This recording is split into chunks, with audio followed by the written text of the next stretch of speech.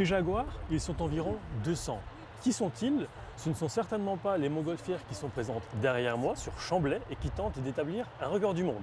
Je parle plutôt de spécialistes dans les ateliers SVO.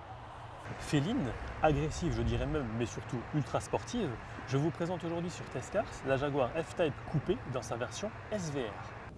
Avant d'attaquer comme d'ordinaire par le design, je souhaite vous parler du ressenti extérieur et intérieur de ce véhicule. À l'extérieur, on l'entend arriver et de loin. Il faut dire que le V8 5 litres développant pas moins de 575 chevaux permet des accélérations dont la mélodie est envoûtante.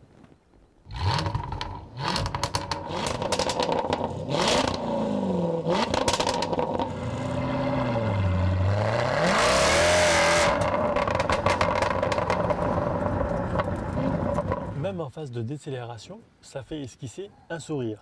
Le 0 à 100 est expédié en 3 secondes 7 et si le circuit ou l'Allemagne voisine vous tente, vous pourrez tutoyer sans problème les 320 km/h.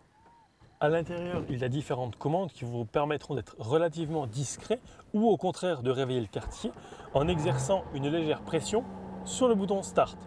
Du mode de conduite dynamique au réglage de la boîte automatique en mode sport, en passant par la commande qui permet d'augmenter légèrement l'agrément sonore en sortie d'échappement, tout est fait pour ne pas passer inaperçu. Et ça marche! Je ne compte plus les enfants qui se retournent, les pouces levés ou les « elle est magnifique ». Merci. À savoir une dernière chose, c'est que l'habitacle vire au rouge lorsqu'on active le mode dynamique, rouge que l'on retrouve également sur les ceintures de sécurité. On passe au design avec des jantes 20 pouces à 10 branches forgées en noir satiné et diamanté. Des freins carbone céramique de 398 mm à l'avant et 380 à l'arrière, un pare-brise chauffant. Il y a également un système de gestion intelligent des phares. Il y a de la fibre sur les huiles d'aération latérale, sur les huiles du capot, sur les coques de rétroviseur, ces derniers étant chauffants, réglables et rabattables électriquement. Reprenons avec la fibre de carbone que l'on retrouve également sur le séparateur de bouclier avant, le diffuseur arrière et le toit.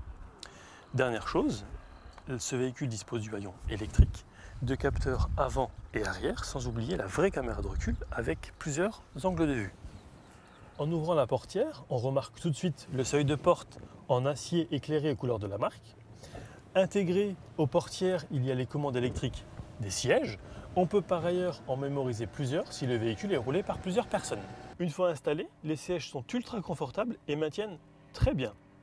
Par contre, au volant, de par sa vocation ultra sportive, il faudra préférer les belles routes à celles qui ont des aspérités ou un revêtement en mauvais état. Pour en revenir au volant, qui est flanqué du logo SVR, j'ai trouvé ce dernier un peu grand.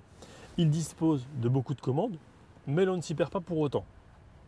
La présence des palettes prend ici tout son sens. Idem avec le système Touch Pro qui affiche tantôt la navigation, tantôt ce qui se passe à l'arrière. L'interface est tactile et très réactive. On peut évidemment aussi choisir différentes vues arrière, le réglage de la température, les médias, donc la source plutôt de la musique, le téléphone en Bluetooth et on revient ici à la navigation. La partie audio est signée Meridian avec un système Surround Sound délivrant 770 watts à travers de 12 haut-parleurs. À l'intérieur, c'est un mélange de cuir, d'alcantara, d'inserts en carbone, notamment sur la console centrale qui dispose du logo.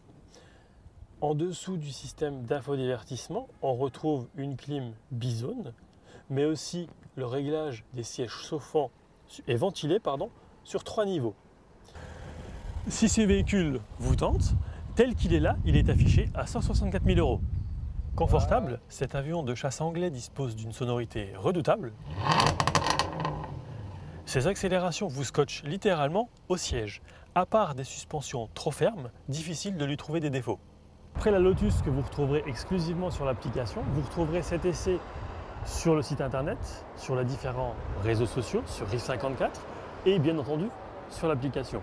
Pour cet essai, je tiens à remercier chaleureusement Marc et Régis du groupe Arnold Cons, Cédric de CF Photographie pour les photos, Romain de Riff54 pour la vidéo, ainsi que Xavier qui se reconnaîtra. Quant à nous, on se retrouve très vite pour un prochain essai. À bientôt!